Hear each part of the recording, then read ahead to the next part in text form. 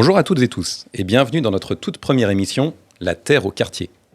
Moi, c'est Guillaume. Et moi, c'est Stéphane. Les deux animateurs écolos de l'émission, et dans ce rendez-vous mensuel, nous parlerons écologie. Et une petite pensée pour Alan qui nous aide à la technique. Salut Alan. Pendant une demi-heure, notre but, c'est de faire en sorte que l'écologie vous parle, vous montrer à quel point c'est pas un sujet à part, mais que c'est bien le sujet qui nous relie tous et toutes. Et oui, qu'on soit riche ou pauvre, d'ici ou d'ailleurs, qu'on aime la bagnole ou pas, nous, on est tous dans un même bateau qui s'appelle la Terre. Et aujourd'hui, ce bateau, il prend un peu la flotte. D'ailleurs, juste un peu ou plus que ça? Alors, ce qu'on veut vous apporter dans cette émission, c'est d'abord de quoi y voir plus clair sur ce qu'il s'y passe dans ce bateau. Où sont les fuites? À quel point elles sont sérieuses? L'impact qu'elles vont avoir sur nos vies quotidiennes. Ici au Blône, aujourd'hui, mais aussi demain et après-demain. Et surtout, ce qu'on va tâcher de faire ici, dans cette émission, c'est d'apporter les germes de solutions. Car elles existent. Et s'il y a bien une chose à retenir, c'est qu'il suffit juste de les mettre en œuvre. Alors dans La Terre au quartier, on va vous parler d'écologie, d'environnement, de limites planétaires, de changement climatique, biodiversité, bref, de tout un tas de sujets plus sympas les uns que les autres. Bon, en vrai, ils sont pas toujours super réjouissants. Mais vous inquiétez pas, parce qu'on va tâcher d'y mettre un peu de bonne humeur, voire beaucoup quand on pourra. Alors dans cette émission, on vous donnera la parole, on aura des news, des interviews, des partages d'infos locales, des actions pratiques, des héroïnes et des héros. Et d'ailleurs, ne manquez surtout pas celle du jour qu'on découvrira en toute fin d'émission. Ok, top, alors quel programme? Mais aujourd'hui, concrètement, on va parler de quoi? Bonne question, Stéphane. Alors, aujourd'hui, on parle du problème écologique. D'accord? Mais lequel exactement? Celui dont on entend le plus parler dans les médias, c'est-à-dire le changement climatique. On va essayer de comprendre ce que c'est, ce que vous en pensez aussi, vous, et ce que vous pensez en connaître, parfois à tort. On va parler fresque du climat, on va vous écouter, on va passer de la bonne musique aussi, et surtout, on vous donnera des idées de comment vous aussi, vous pouvez agir.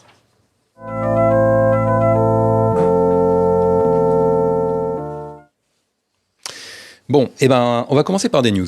On va en prendre une bonne et une mauvaise. Laquelle en premier, Stéphane?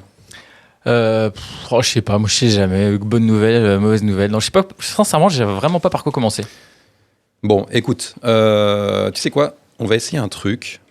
C'est notre première émission, hein, donc il faut être un peu sympa avec nous. On va essayer de lancer une pièce et on va voir si ça passe dans le micro. On fait des tests comme ça. Allez, vas-y, tu lances. Ok, alors attends. Elle est partie. Elle est tombée de la table. Mais écoute... Ok, moi, alors c'est quoi du coup? Ce que je peux te dire, c'est que c'est face. Ah, c'est face. Ok, très bien. Mais du coup, c'est quoi? Bon, on avait oublié de dire face, c'était quoi, puis c'était quoi? Alors arbitrairement, je veux dire, allez, commençons par la mauvaise nouvelle. Ok, vas-y. Ok, alors, la mauvaise nouvelle. La mauvaise nouvelle, c'est que les émissions de carbone, on y reviendra, mais les émissions de carbone n'ont jamais été aussi élevées qu'en 2023, et c'est pas de bol parce que c'est justement ce qui fait le changement climatique. Donc malheureusement, on pourrait se dire peut-être que depuis le temps qu'on sait qu'il y a un petit problème, on est en train d'aller dans la bonne direction. Malheureusement non. En 2023, c'est l'année où on a émis le plus d'émissions de gaz à effet de serre de l'histoire de l'humanité. Alors moi, comme j'aime pas que les mauvaises nouvelles, je vais vous en donner une petite bonne à l'intérieur de cette mauvaise nouvelle. C'est que les derniers chiffres nous ont dit que les émissions de la France avaient baissé cette année. Et donc, ça, c'est plutôt positif. Alors, il se pourrait que ça ait baissé plutôt pour des raisons qu'on dit conjoncturelles, c'est-à-dire que c'est pas vraiment grâce à des décisions qu'on a mis en place, mais c'est plutôt parce que, par exemple, on a eu un hiver plutôt doux, donc les gens ont un peu mis moins de chauffage, ou par exemple parce qu'il y a une petite crise énergétique qui fait que les kilowattheures, ça coûte cher, donc on essaie de moins dépenser d'énergie. Mais bon, toujours est-il qu'il y a moins de CO2 dans l'air qui ont été mis par la France en 2023, et ça, c'est plutôt une bonne nouvelle au milieu de la mauvaise nouvelle. Ok, bon, c'est quand même la bad news malgré tout, hein, parce que ça signifie quand même que l'année 2022 aura été la plus chaude de l'histoire. Écoute, moi j'ai une good news quand même. Alors, je vais te raconter un petit peu un coin qui est de l'autre bout de la Terre. Est-ce que tu connais l'archipel des Tuvalu? Oh là là, où est-ce que c'est ça? Alors, ça a l'air sexy comme nom, mais je sais pas où c'est. Je peux te dire que là-bas, les plages sont assez paradisiaques, mais... En fait, l'eau monte. L'eau monte, pourquoi? À cause du changement climatique. On pourra en reparler. Mais il faut s'imaginer que c'est de l'autre côté de la Terre, au large de l'Australie. Cet archipel, a priori, d'après les dernières études, il devrait être inhabitable d'ici à peu près 80 ans. Du fait de la montée des eaux, donc. En effet, plus la Terre se réchauffe, plus la banquise fond, et les eaux montent. Doucement, mais sûrement. Là-bas, les Tuvalu, cet archipel, il y a 9 atolls, Et les deux qui composent cet archipel sont déjà submergés en grande partie. Et l'archipel des Tuvalu, il faut voir que c'est 11 000 habitants. 11 000 personnes, donc, dont on sait que d'ici 80 ans, elles n'auront plus de chez eux. La question, c'est où est-ce qu'ils vont pouvoir aller vivre ? Donc, ça, tu me diras, c'est pas la good news. Parce que j'étais en train de parler de good news. Non, la good news derrière tout ça, c'est qu'en fait, l'Australie a annoncé qu'elle allait accueillir ses habitants. C'est une première action concrète qui permet enfin de prendre en compte les réfugiés climatiques. Alors, pourquoi aujourd'hui, dans une radio de quartier, je vous parle de ce qui se passe de l'autre côté de la Terre ? Eh bien, parce que même si nous ne connaissons pas ces personnes, ils sont dans le même bateau que nous, dans la Terre. Et ce sont les premiers touchés, ces réfugiés-là. Donc l'entraide des pays va être inévitable et indispensable. Aujourd'hui, il faut qu'on se prépare mentalement à accueillir des réfugiés climatiques. Les Tuvalu ne seront pas les seuls. Oxfam estime que d'ici 6 ans, environ 250 millions de personnes seront réfugiées, ce qui veut dire à peu près 3 à 4 fois la population française. 6 ans, c'est très court, et 3 à 4 fois la population française, c'est énorme. Alors il faut se serrer les coudes. Il faut gommer les différences et il faut se concentrer sur ce qui nous rapproche plutôt que ce qui nous éloigne. Et il faut commencer à ouvrir les bras comme l'a fait l'Australie. Ouais, effectivement, donc c'est plutôt une super nouvelle, ça, les Australiens qui ouvrent les bras et terre d'accueil pour les habitants de Tuvalu. D'ailleurs, je ne sais pas comment s'appellent les habitants de Tuvalu. Les Tuvaliens, mais en tout cas, ils sont contents. Je crois que c'est les Tuvaliens, ouais. Très bien. Donc, ok, donc c'est plutôt chouette, les pays s'entraident et commencent peut-être à anticiper les conséquences prévues par les scientifiques, ce qu'on appelle l'adaptation. Ok, donc c'est un peu loin Tuvalu, mais ici, finalement, le changement climatique, qu'est-ce qu'on en pense ? Eh bien, c'est une bonne question, Stéphane. Justement, on disait en introduction qu'on allait aussi vous donner la parole. Et bien justement, c'est ce qu'on a fait. On est passé vous voir dans la rue pour vous donner la parole. On a demandé à des personnes qu'on croisait 3 mots qui pouvaient décrire le changement climatique. Alors, on écoute. Fonte des glaces. Des variations plus importantes, plus froid et plus de chaud. Ouais, effectivement, c'est quelque chose qu'on entend beaucoup et c'est ce qu'on appelle même le réchauffement en tant que tel. C'est que la température moyenne de la surface de la Terre est en train d'augmenter. On sait qu'en moyenne, la Terre a pris à peu près 1,1, 1,2 degrés depuis 2 siècles. Et c'est ce qui fait qu'on perturbe pas mal de choses. Et en particulier, on a plus de canicules, plus de sécheresse. Et on a aussi des moments où il fait un petit peu moins froid que prévu, même si là, en ce moment, on ressent un petit peu de froid quand même. Les catastrophes je sais pas comment on peut dire ça, dû à la météo, pluie importante, cyclone, etc. Ouais, en effet, effectivement, il y a des phénomènes extrêmes qui ont tendance à s'amplifier. Alors, on peut donner quelques exemples. Il y a les cyclones. Alors, les cyclones, on va pas en avoir plus. A priori, en tout cas, c'est ce qui ressort des dernières études scientifiques. On va pas en avoir plus, mais on va en avoir des plus puissants, des plus forts. Il y a aussi des vagues de chaleur, des canicules. Donc, ces canicules, elles vont être de plus en plus longues et de plus en plus fréquentes. Donc, elles vont engendrer plus de mortalité aussi.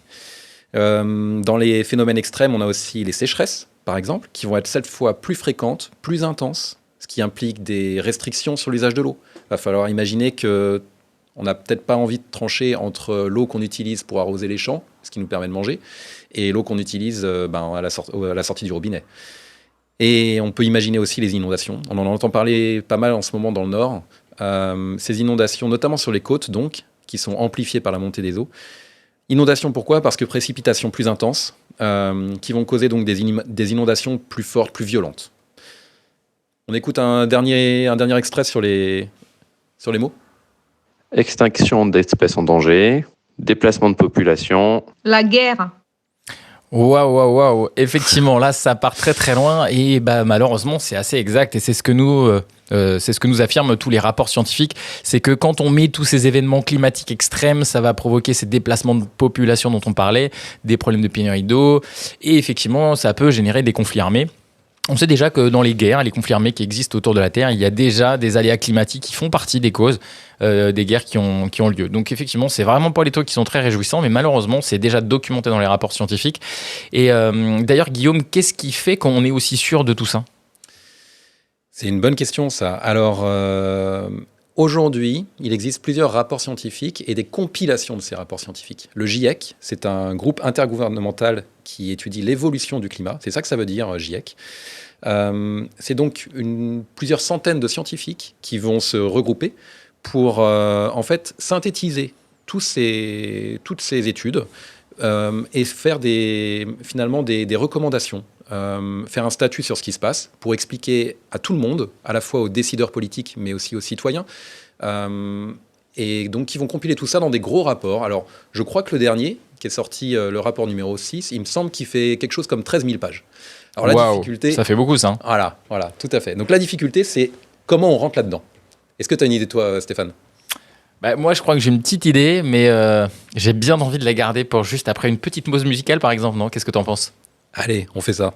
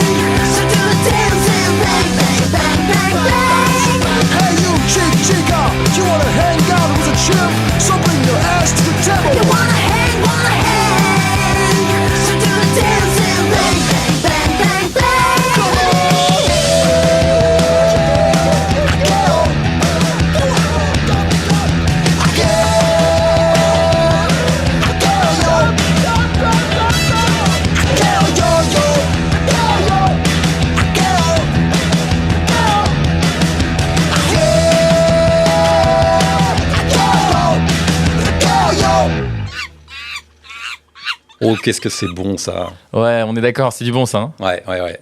Alors pourquoi tu as choisi cette chanson, Stéphane ? Yes, effectivement, c'est moi qui l'ai choisi. Pourquoi ? Alors déjà parce que j'adore Chaka Ponk, tout simplement, et en plus parce que c'est un groupe qui est engagé. Justement, il y a eu pas mal d'interviews réalisées dernièrement de Chaka Ponk. Ils ont annoncé qu'ils font leur dernière tournée.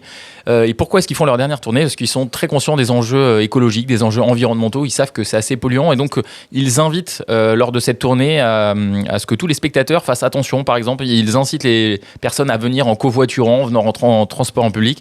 En gros, d'essayer de dire, on a envie de continuer d'écouter du rock, mais si on veut pouvoir en écouter encore longtemps, il faut le faire de façon intelligente et cohérente. Et donc, voilà, j'aime beaucoup le message que porte le groupe, et voilà, ça me tenait à cœur de mettre cette chanson.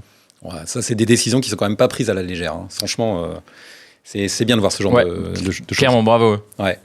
Donc, tu nous parlais juste avant d'une petite astuce que tu avais, toi, pour se digérer ces 13 000 pages de ce qu'on appelle les rapports du GIEC. C'est quoi cette astuce ? T'as une idée ? Ouais, effectivement. Parce que 13 000 pages, on est tous d'accord, c'est long, ça fait un peu lourd en table de chevet pour mettre sur la table de chevet. Et donc, plutôt que ça, on vous propose une super expérience. Ça s'appelle la fresque du climat. Et pour savoir ce que c'est, on est allé demander à Nolwenn Ropars, qui est une des co-référentes de la fresque du climat dans l'Ille-et-Vilaine. Et on va l'écouter pour savoir qu'est-ce que c'est qu'une fresque du climat. La fresque du climat, c'est un outil collaboratif qui est basé sur l'intelligence collective et qui permet de comprendre les causes et les conséquences du changement climatique. Donc c'est tout simplement un atelier qui se déroule sur 3 heures et qui réunit un groupe de 5 à 8 personnes autour d'une table. Yes, donc vous voyez, c'est hyper concret, et c'est vraiment intéressant de pouvoir synthétiser ce qu'il y a dans tous ces rapports dans les espaces de 3 heures. Mais justement, qu'est-ce qui se passe à l'intérieur de ces 3 heures ?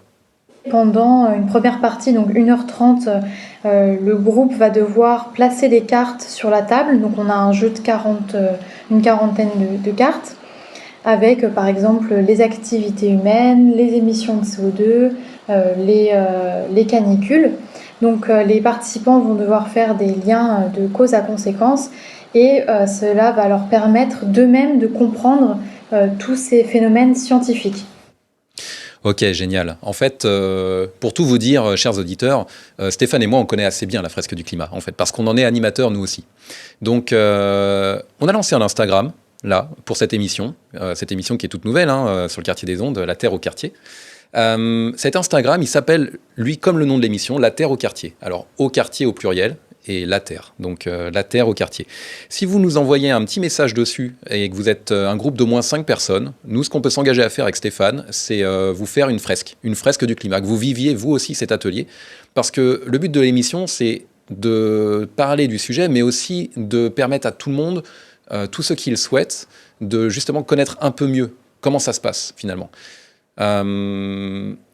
Tu veux parler de ce que ça implique aussi en termes de... Ouais, parce que ce qui est intéressant, c'est de savoir qu'est-ce qui se passe finalement quand on fait des fresques du climat. On en fait un petit peu partout. Et en particulier, on en fait pas mal justement vers les citoyens. Vous pouvez, alors nous, comme on vous le disait, on vous propose de vous organiser pour vous une fresque du climat dédiée chez vous, dans un bar à côté. Bref, avec des potes, des amis, de la famille. Mais on peut aussi aller à la maison des associations. On a une session qui se fait tous les mois. Alors... La question, c'est qu'est-ce qui se dit finalement dans ces fresques du climat quand on fait des fresques du climat avec les citoyens, Guillaume ? Eh bien, écoute, moi, un retour que j'ai souvent, c'est que les citoyens nous disent que, ok, très bien, ils ont compris le problème, c'est très intéressant, ils sont super contents d'apprendre. Et après, la question, c'est comment on fait ? Comment on sort du problème ? Parce que la question, c'est aussi, ok, il y a un problème, il y a des solutions, et ces solutions, comment on les met en œuvre ?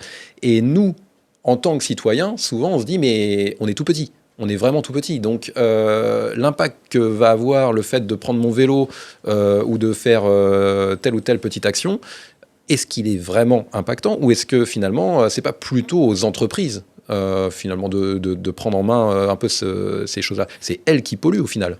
Ouais, effectivement. Et là où ils ont raison, c'est que les entreprises, c'est celles qui polluent le plus. Alors le problème, c'est que justement, moi je suis allé faire des fresques du climat dans les entreprises, et qu'est-ce qu'elles nous racontent les entreprises ? Elles disent, en fait, ils sont un peu gentils les citoyens, mais nous on fabrique ce qu'ils consomment. Donc en fait, s'ils consommaient différemment, on fabriquerait différemment. Donc elles rejettent un peu la faute sur les citoyens.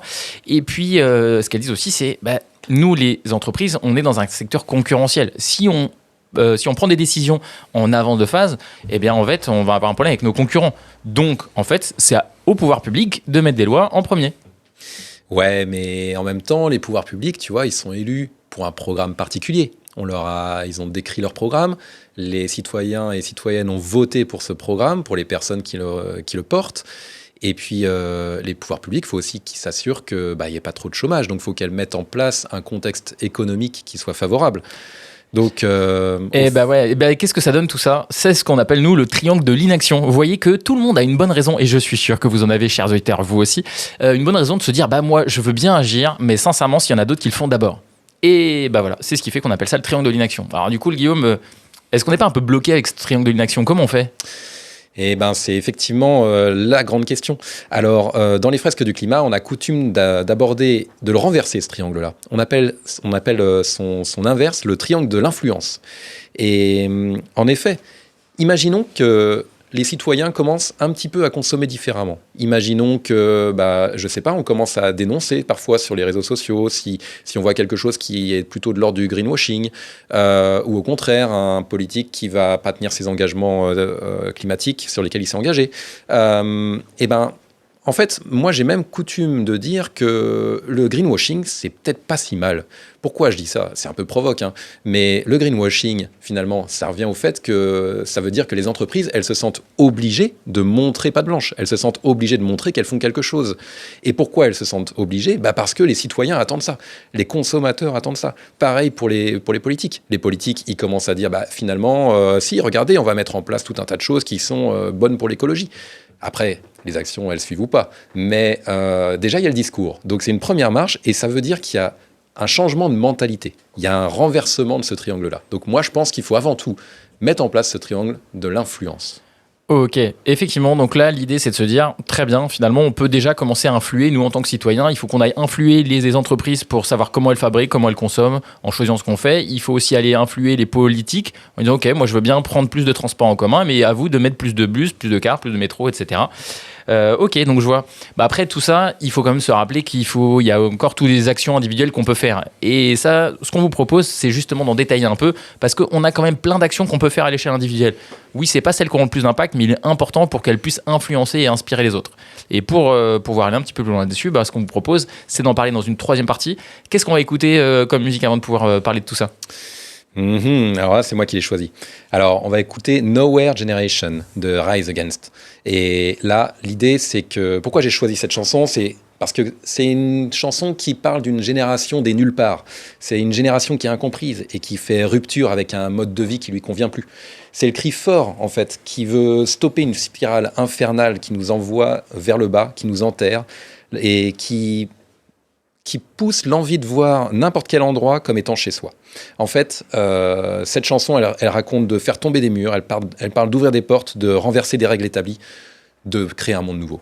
On écoute ? We are the nowhere generation. We are the kids that no one wants. We are a credible threat to the rules you set. A cause to be alarmed. We are not the names that we've been given. We speak a language you don't know.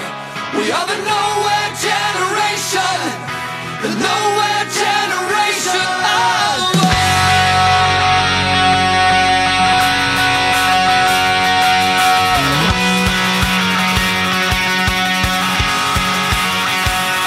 And one day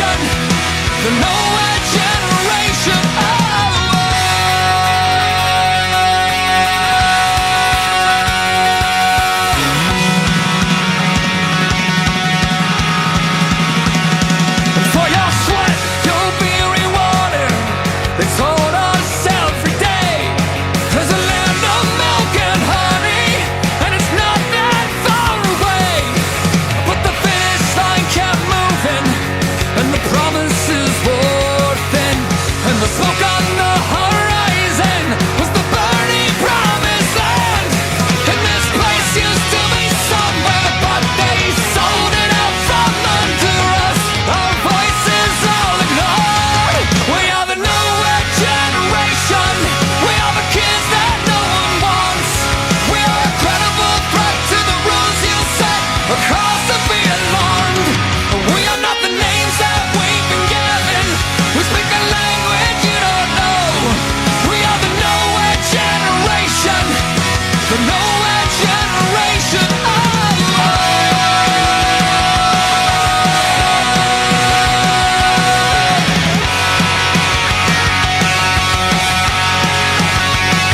And yet we climb these burning ladders. Still we raise for them the hammers swinging round.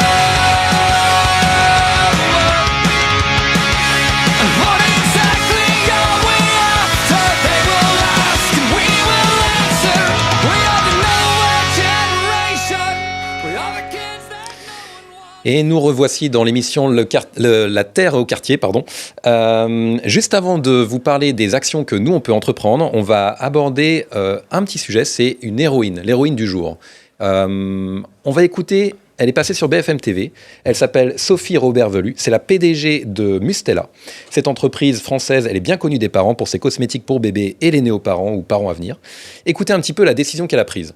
Vous et votre actionnaire, vous avez décidé de faire différemment, de rendre à la planète plus que vous ne lui en prenez. Du coup, ça fait des décisions radicales, on va en parler. La première, c'est de supprimer 20% de votre chiffre d'affaires en décidant d'arrêter de vendre des lingettes.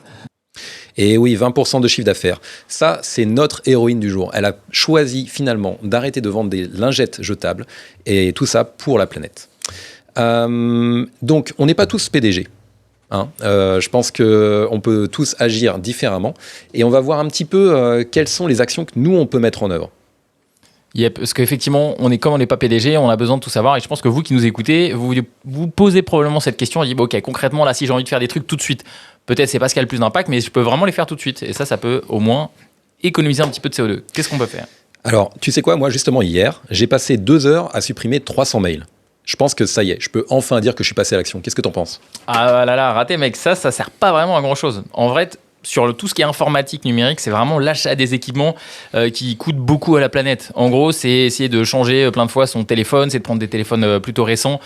Bref, dès que vous avez un équipement électronique neuf, ça a eu vraiment beaucoup d'impact sur la planète. Donc en gros, trier ses mails, c'est bien si vous pouvez le faire, mais sincèrement, éviter de changer son téléphone trop souvent, ça a 1000 fois plus d'impact.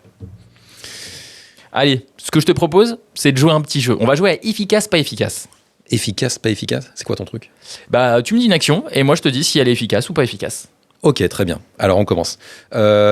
Si j'éteins la lumière dès que je quitte une pièce. Ouais, ça c'est pas hyper efficace. Effectivement, c'est pas mal, on peut le faire, puis c'est tout bête. C'est juste appuyer sur un interrupteur. Mais en soi, on économise un peu d'électricité. L'électricité, elle est pas trop carbonée en France, comme on dit. Donc finalement, c'est bien, mais très peu efficace. Ok. Ah, il y a une autre. Ok. Alors attends, j'essaie un autre. Si je mange moins de viande. Yes, ça c'est effectivement une action qui a de l'impact. Alors en plus, elle a doublement un bon impact. Elle a un impact en termes de climat parce qu'en fait les animaux qu'on mange, ils émettent beaucoup de méthane, c'est un gaz à effet de serre. Bref, ça a pas mal d'impact et en plus ça permet de préserver la biodiversité et de garder toute la nourriture qu'on produit dans les champs plutôt pour les humains plutôt que de nourrir des bêtes. Ok, alors je tente une dernière. Si je prends moins ma voiture et plus mon vélo pour les petits trajets, ça sert vraiment à quelque chose ça ? Ouais, carrément. Ça, c'est vraiment très utile. Une fois de plus, dès qu'on évite de brûler du pétrole et d'être dans nos voitures ou même de prendre l'avion pour ceux qui ont la chance, entre guillemets, de pouvoir le prendre, eh bien ça émet beaucoup et c'est effectivement très néfaste. Donc dès qu'on peut prendre le vélo, ou alors parfois quand on est obligé de prendre sa voiture, ne serait-ce que covoiturer, ça a vraiment beaucoup d'impact. Les transports en commun, c'est aussi vraiment un super truc. Ok, super. Merci pour tous ces petits éléments de réponse, ces petites actions concrètes qu'on peut chacun mettre en place. Je pense qu'il est temps de conclure notre émission. Ouais. Juste un mini truc, on aimerait juste vous dire, si vous posez la question de votre impact sur le climat, on vous invite vraiment à aller sur nosgestesclimat.fr. Tapez ça sur votre moteur de recherche, ça vous permet de faire ce qu'on appelle une empreinte carbone et ça va vous posez plein de questions et une fois que vous aurez posé ça, le logiciel vous aura posé ces questions-là, comment vous déplacez, comment vous mangez, comment vous consommez, etc. Ça vous dira quel est votre impact et comment vous pouvez l'améliorer. Super. Alors en conclusion, je pense que ce qu'on peut dire rapidement, c'est que l'action qui nous paraît la plus importante, c'est avant tout de parler autour de soi du changement climatique, de faire évoluer les mentalités. On est malheureusement trop peu nombreux à prendre en compte le fait qu'on vit dans un bateau qui est en train d'avoir des fuites, que c'est le seul bateau qu'on a pour voyager dans l'univers et que sans ce bateau-là, l'espace, c'est un peu compliqué. Donc voilà, il faut avant tout en parler autour de soi pour que les habitants de Tuvalu ne soient pas les seuls à devoir porter sur eux le poids du changement climatique. Top, ça me paraît une belle conclusion. Si vous avez des questions, n'hésitez pas à nous contacter via le site du Quartier des Ondes, via notre nouvelle Insta, La Terre au Quartier. On se fera un plaisir de vous répondre et d'échanger avec vous. En tout cas, on vous souhaite une excellente journée sur le Quartier des Ondes. Merci à tous.